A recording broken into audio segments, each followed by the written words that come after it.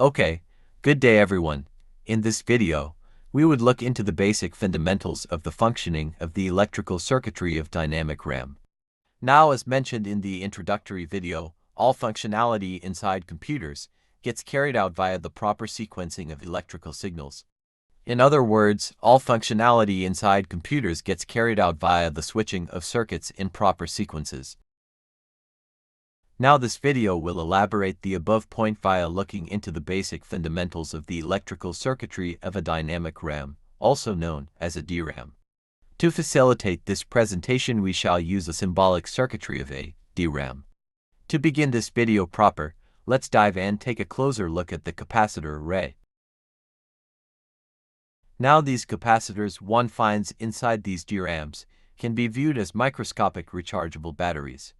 Thus, in this symbolic circuit, the red-colored plates are the capacitors that have been charged to a voltage, and the white plates are capacitors that have been discharged. Observe that capacitors are nothing more than parallel metal plates separated by some medium. And due to this construction, electrical charges can be stored inside a capacitor. Here observe that one side of the capacitor plates have been connected to ground, which in this symbolic circuit are represented by the blue color wires. Next, let's connect the topside plates to another set of wires. And we shall be using these topside wires to read and write, or charge and discharge each capacitor plate.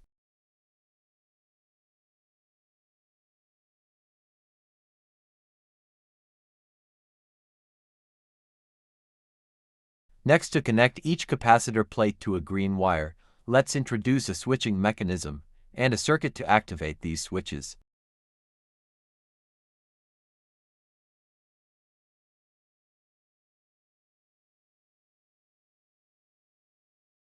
And now observe that each capacitor of first row can be connected to a green wire. Next, let's repeat above process and provide connections to each row of capacitors. Now observe that any capacitor of this array can be connected to one of the green wires.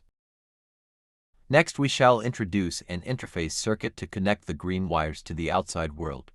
The reason as to why we need an interface circuit is based on the fact that the microscopic capacitors one finds inside the DRAMs can only hold microscopic charges. Thus, we need to amplify this charge before sending it to the external connecting wires. And now, we are ready to connect the first row of capacitors to the green wires, and let's see as to what would happen.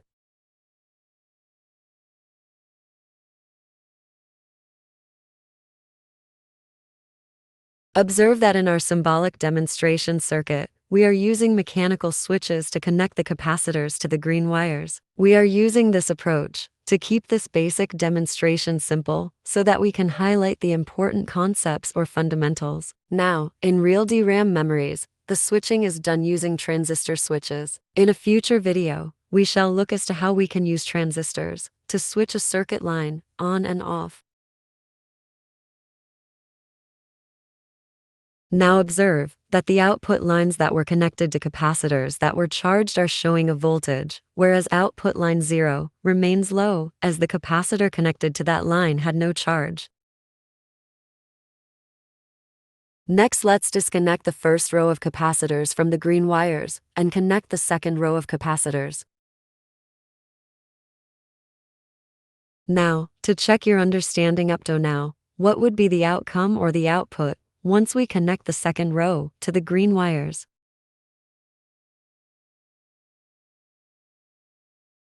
Now observe that output line 0 and output line 4 are showing a voltage. Now, another point to make is that there is a historic reason as to why these types of memories are called RAM or random access memories. For example, if one goes back to the era of tape players and one wanted to listen to a song recorded at the end of that tape, one had to wind or fast forward that tape all the way to the end. But that is not the case with these types of memories, as we do not have to access the information in a sequential manner. We can just access any location randomly, and this is why these memories got named as random access memories, or RAM for short. And to demonstrate this point, We have now activated the switches connected to row numbered as 05. Thus, after accessing the contents at row number 01, we next jumped and accessed the contents of row number 05.